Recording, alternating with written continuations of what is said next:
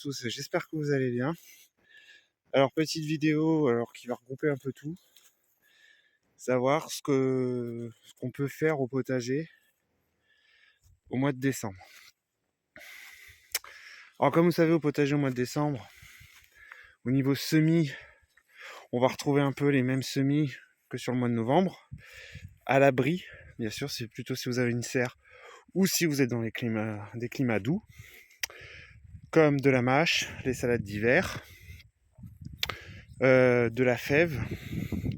Si bien sûr vous êtes en climat doux, la fève vous pouvez peut-être encore la tenter en pleine terre, sur votre terrain.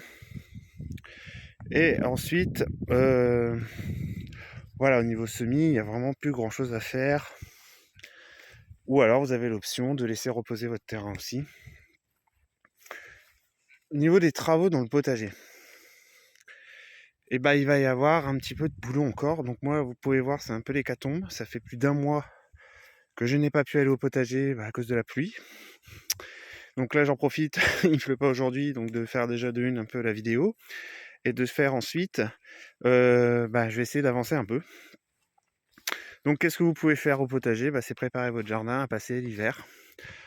Alors il y a plusieurs écoles. Vous avez l'école, on va retourner la terre, on va tout mettre nickel. Et vous avez l'école, vous allez recouvrir votre sol pour le protéger du froid. Chose que je fais depuis 2-3 ans maintenant. Et perso, je remarque quand même des assez bons résultats sur la saison précédente après.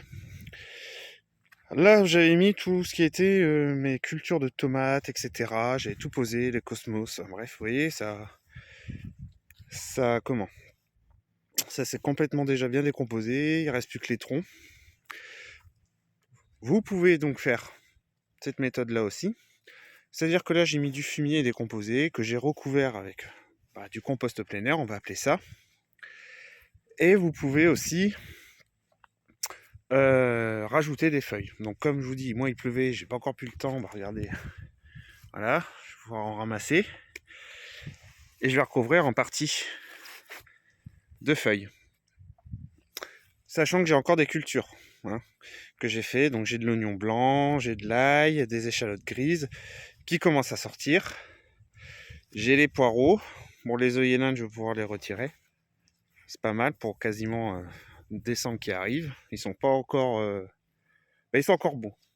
Ils annoncent quand même déjà une petite première gelée pour cette nuit. Donc voilà, préparez votre terrain pour l'année prochaine, le laissez se reposer. Alors pourquoi moi je le recouvre ? C'est pour éviter que ils subissent le froid, qu'ils subissent quand justement il y a trop de pluie, que ça lave le sol. Après, je dis pas que c'est la méthode, je vous dis, ça fait 2 ou 3 ans que je fais cette méthode-là, et perso, j'en suis assez content, donc voilà.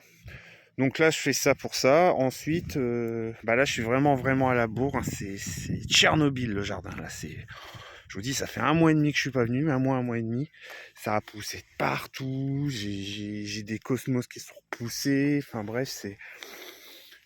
Donc on va profiter du soleil cet après-midi, je pense. Ensuite, vous préparez votre terrain à se reposer, mais vous avez aussi à nettoyer vos outils pour l'année prochaine. Vous pouvez aussi faire l'inventaire de vos graines pour aussi l'année prochaine. Commencez à réfléchir à votre plan de potager si vous en faites un. Moi perso, j'en fais jamais. Ou alors j'en fais un et je le respecte pas. Vous pouvez donc faire un plan pour votre potager l'année prochaine, savoir ce que vous allez vouloir mettre en variété de tomates, en salade, etc., comment les disposer, etc.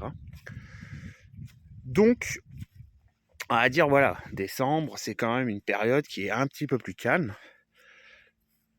mais il y a quand même encore un petit peu de boulot. Donc voilà. Donc c'est une petite vidéo qui est pas très longue, qui regroupe du coup, comme vous avez pu voir, un petit peu les semis, un petit peu les travaux qu'il y a à faire, etc. Donc en gros les semis, je répète, mâche, salade, bien sûr en serre si vous êtes dans des climats assez froids. Si vous êtes dans un climat assez doux, assez chaud, vous pouvez tenter le semis de fève à l'extérieur aussi. Et bien sûr, au niveau du jardin, une grosse partie va falloir la laisser au repos pour qu'elle nous redonne des beaux légumes l'année prochaine.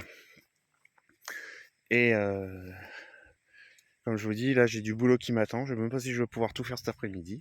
Ça va être compliqué, je pense. Vous voyez, regardez, pour vous dire, il va falloir que je désherbe tout ici, tout au niveau de mes blettes là. Ah, vous voyez, il va falloir que je désherbe là parce que c'est